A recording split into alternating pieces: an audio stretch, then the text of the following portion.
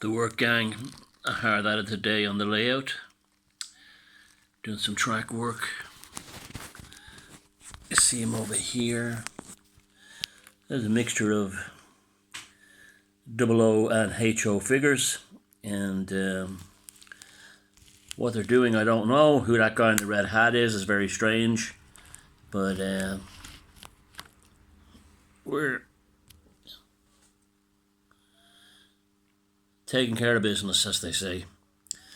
Today's video is I want to show you this thing. This is a Doodlebug, it's called. Get a better view down this way. There we go. New York Central Doodlebug. These were the forerunner of the diesel rail car unit in America, and they were gas powered. That doesn't mean they were gas powered like in natural gas. It's the American name for gas, which is what we call petroleum. Now these were only had an engine compartment at the one end here, which made them only useful on branch lines that had a turntable or a way of running around. They have a thing called a WYE on American railroads, which allows you to, it's like a triangulating system that allows a train to turn without a turntable, a locomotive anyway, or something like this Doodlebug. I don't know why they're called a Doodlebug. It's a strange name. I couldn't really find out the reason why. If anybody knows in the comments, let me know. This HO model is by Bachmann, and a bit noisy, but it's a very nice model. It's not exactly like the style that the New York Central actually used on branch lines, and I don't think many of the other ones are on the Bachmann range. This is almost like a generic version. It's close enough to all of them, really. But you see the radiator on the roof there. And it's quite nicely detailed model with the bell, New York Central. Now let me bring forward the passenger car. This is interesting. The passenger car is an ancient, I think, Walters kit. I got it broken in a bag in a job lot package. Now these Doodlebugs did haul passenger cars. This is what the Americans call a combine, which is a mixture of a compartment for packages and baggage and a passenger compartment. Although the Doodlebug itself is a combine as well in terms of its arrangement. You can see the passenger and postage and parcel section at the front.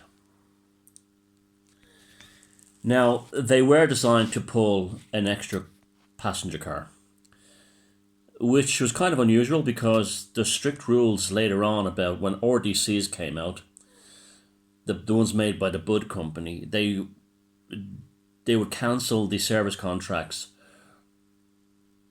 on any railroad who hauled an extra passenger car. And I believe they warned the Central Railroad of New Jersey. They caught them doing it. They were being very naughty.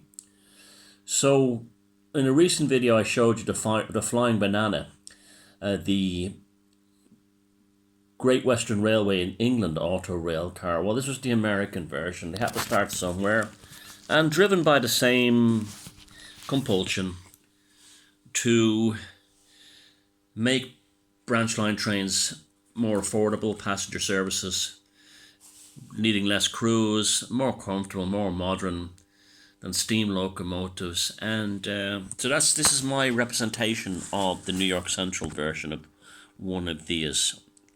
Perhaps running in upstate New York or Ohio, or all part of the vast territory that railroad served, pulling a passenger car. Now, one of the interesting things about this is I read that the New York Central purchased them for the purpose of serving schools and universities.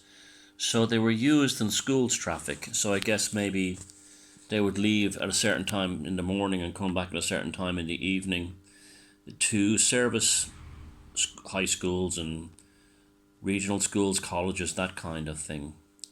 So there's the Bachmann HO Doodlebug, a bit noisy, but it's still a nice model, runs quite well, and the coach I think is a 1940s or 50s, I don't think it's 40s, probably 50s. It's not the oldest passenger car in my collection. I have one that's even much older in HO scale, and you'll be seeing that in a later video. So, petrol powered to us, gas powered to Americans, the Doodlebug, a train that was beginning of a revolution away from locomotive haul stock and led to things like the Metroliner that they have today. Well, it's retired now, that the Penn Central Pennsylvania Railroad and then Amtrak used on the Northeast Corridor. Intermediate being things like the Bud or DC. But that's it. So let's run around the layout. These things wouldn't have went very fast.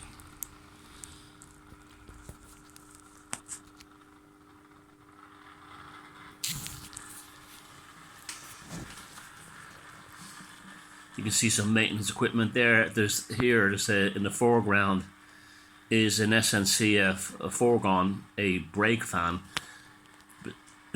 To the right of that is a Triang transcontinental track cleaning car.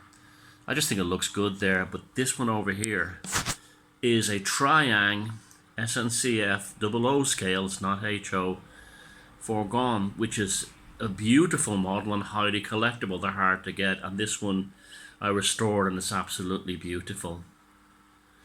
So you can see I've done a bit of work on the layout since you last were here.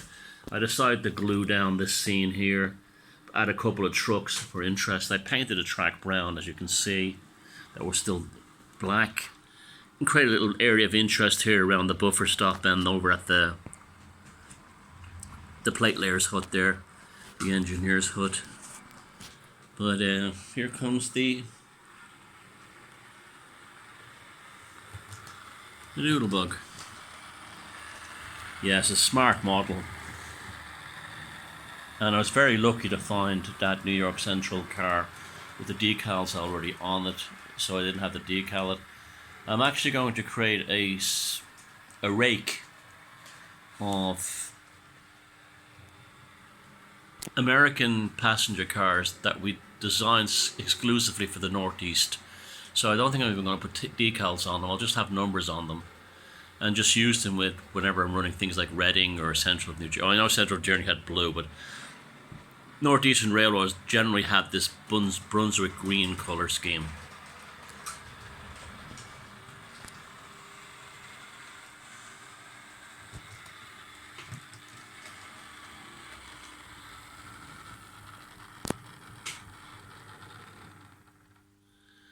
And there we have it, the Doodlebug.